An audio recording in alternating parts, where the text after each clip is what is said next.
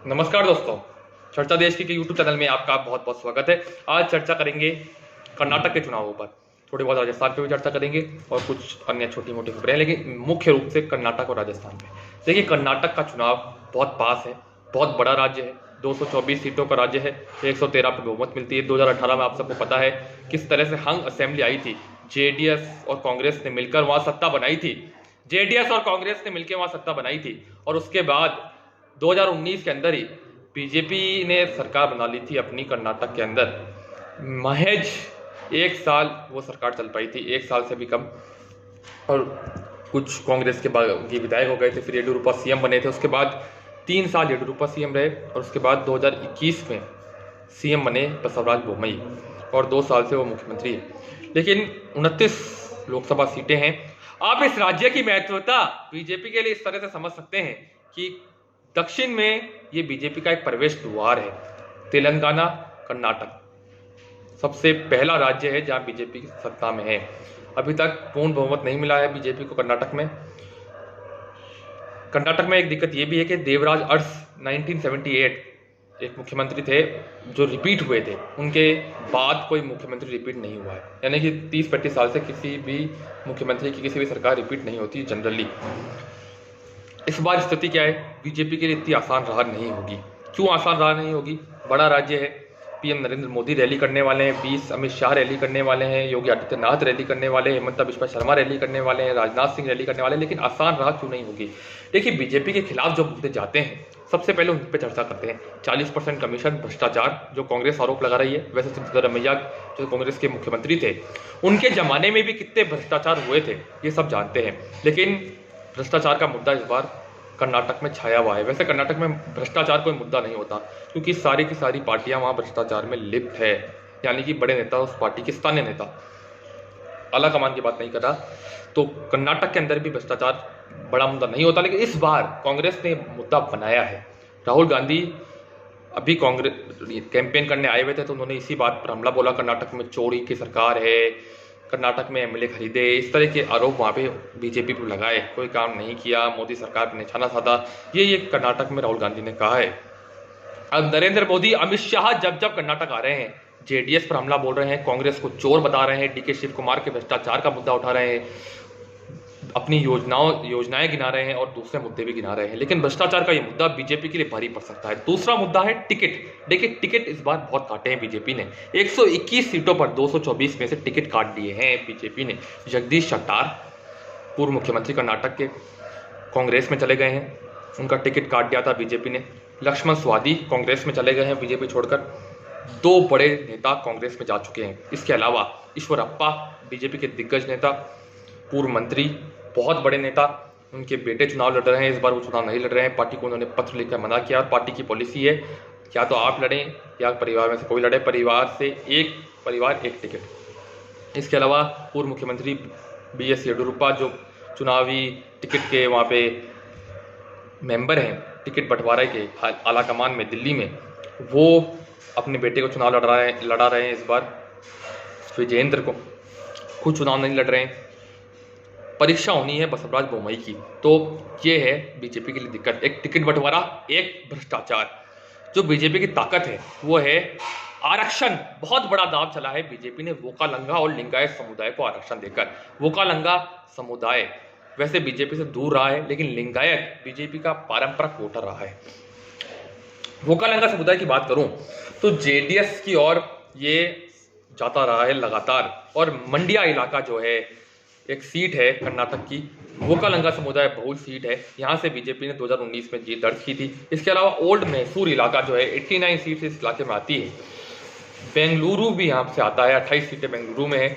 इधर भी भारतीय जनता पार्टी ने अच्छा प्रदर्शन किया है और 2023 के चुनावों में उसको उम्मीद है कि वो अच्छा प्रदर्शन करेगी। जो ये जेडीएस का गढ़ है, जेडीएस वैसे वोकालंगा समुदाय की पार्टी मानी जाती है लगातार कर्नाटक में, तो जेडीएस के वोट बैंक खिसक सकते हैं वोकालंगा समुदाय को आरक्षण देकर। और भी बड़ा काम किया है बीजेपी ने। लिंगायत तो वैसे भी बीजेपी का पारंपरिक वोटर रहा है, तो आरक्षण का मुद्दा बीजेपी के लिए बहुत लाभदायक हो सकता है। दूसरा उनका काम, योजनाएं, आयुष्मान भारत योजना, गरीबों को मुफ्त अन्न देने की योजना, घर बनाने की योजना, इसके साथ किसानों के कर्ज माफ, कुछ ऐसे काम है बीजेपी के, केंद्र सरकार के, नरेंद्र मोदी के, जो कर्नाटक में बसवराज बोम्मई को फायदा पहुंचा सकते हैं। लेकिन बसवराज बोम्मई बहुत अनपॉपुलर मुख्यमंत्री हैं, ये बात लग रही है अभी ओपिनियन पोल्स में। लेकिन देखने वाली बात होगी कि बसवराज बोम्मई अपने आप को साबित कर पाएंगे कर्नाटक के अंदर।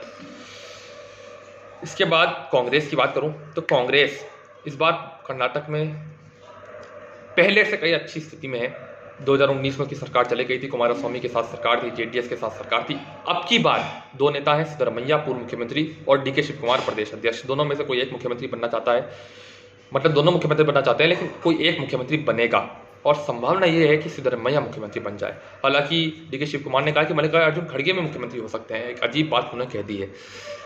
डीके शिव कुमार तो वैसे कभी भी जेल जा सकते हैं, बहुत केस उन पर है। सिद्धरमैया की बात करूं तो उन पर भी भ्रष्टाचार के बहुत आरोप है, देखते हैं कौन सीएम बनेगा। लेकिन इन दोनों नेताओं में लड़ाई होगी कर्नाटक के अंदर। और कांग्रेस की बात करूं तो कांग्रेस ने खूब वादे यहाँ करे हैं, 10 किलो मुफ्त चावल, 200 यूनिट मुफ्त बिजली, बेरोजगारी भत्ता, हर परिवार की जो मुखिया है महिला उसको 2000 रुपये प्रति माह, इस तरह के वादे करे हैं। भ्रष्टाचार का मुद्दा बीजेपी के खिलाफ जोरों शोरों से उठाया है और ओपिनियन पोल्स में भी कांग्रेस की स्थिति मजबूत बताई जा रही है और पूर्ण बहुमत की उसको अंदेशा लगाया जा रहा है और सिद्धरमैया को सबसे ज्यादा लोग पसंद कर रहे हैं। अब कांग्रेस हाईकमान किसको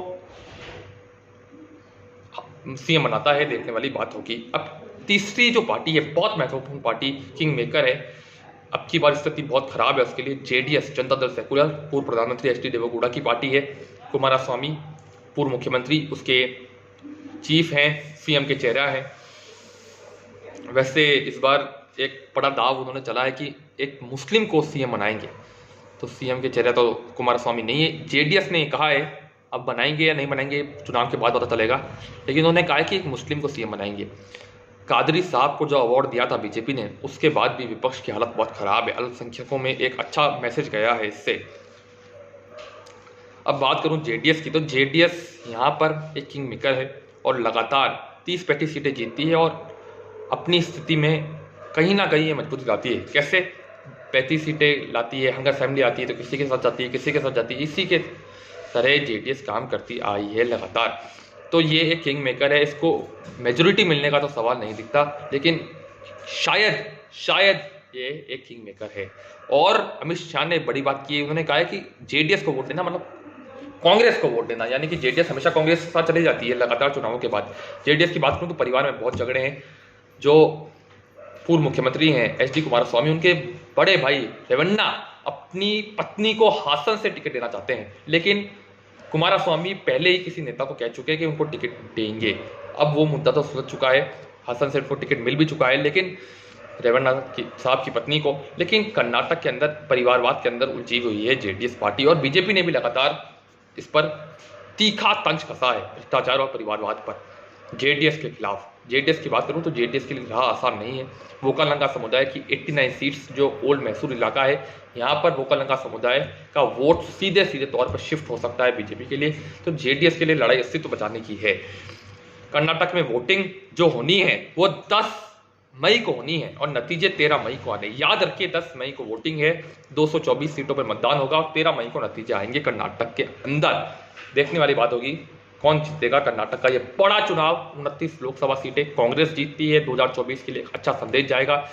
जेडीएस कुछ अच्छा प्रदर्शन कर देती है तो अस्तित्व बचा रहेगा और बीजेपी जीतती है तो दक्षिण में एक बड़ा राज्य उसके हाथ से नहीं जाएगा और भी तेलंगाना में भी कॉन्फिडेंस बढ़ेगा, आंध्र प्रदेश में भी कॉन्फिडेंस बढ़ेगा, जो भविष्य में चुनाव होने हैं उनमें। देखने वाली बात होगी कर्नाटक में क्या होता है। याद रखिए 10 मई को वोटिंग है, 13 मई को नतीजे आएंगे और भी चर्चा करेंगे कर्नाटक पे। अभी तो चुनावी शोर शुरू ही हुआ है। अब बात करते हैं राजस्थान की। देखिए राजस्थान में सचिन पायलट ने अनशन रखा 11 अप्रैल को। वसुंधरा सरकार में जो भ्रष्टाचार हुआ था उसके खिलाफ वैसा अनशन रखा था, लेकिन अमित शाह ने कहा कि ये तो सिर्फ बहाना है कांग्रेस में खींचतान का, क्योंकि सचिन पायलट सीधे तौर पर अशोक गहलोत को टारगेट करना चाहते हैं। 11 अप्रैल को उन्होंने ये अनशन रखा था सचिन पायलट ने और इसके बाद आप देखिए स्थिति कितनी तरीके से बदली है। जो स्टार कैंपेनर की लिस्ट आई है कर्नाटक के अंदर उसमें सचिन पायलट का नाम नहीं है। वैसे तेजस्वी सूर्या का नाम भी नहीं है, बीजेपी के बड़े नेता है कर्नाटक का उनका, लेकिन सचिन पायलट का नाम नहीं होना सोचिए कितनी बड़ी बात है। और इसके अलावा सुखजिंदर सिंह रंधावा जो प्रभारी है उन्होंने नाराजगी भी जताई है इसके खिलाफ। अमित शाह हाल ही में भरतपुर आए, उन्होंने बूथ सम्मेलन में संबोधन किया, उन्होंने सचिन पायलट का उसमें नाम लिया उन्होंने कहा कि अशोक गहलोत सरकार भ्रष्टाचार में डूबी है, तुष्टीकरण में डूबी है, कानून व्यवस्था तहस नहस है, इस तरह की बात उन्होंने वहाँ पे कही। इसके अलावा बीजेपी की तरफ से खबर है कि बीजेपी ने उप नेता प्रतिपक्ष बनाया है सतीश पूनिया को और नेता प्रतिपक्ष बनाया है राजेंद्र राठौड़ को। सचिन पायलट की तरफ से एक ब्रेकिंग न्यूज मैं आपको बताना चाहता हूँ कि सचिन पायलट जल्दी अपनी नई पार्टी बनाएंगे। क्यों ऐसा कह रहा हूँ? क्योंकि हनुमान बेनीवाल ने एक बड़ा ऑफर दिया है। हनुमान बेनीवाल नागौर के सांसद है, राष्ट्रीय लोकतांत्रिक पार्टी के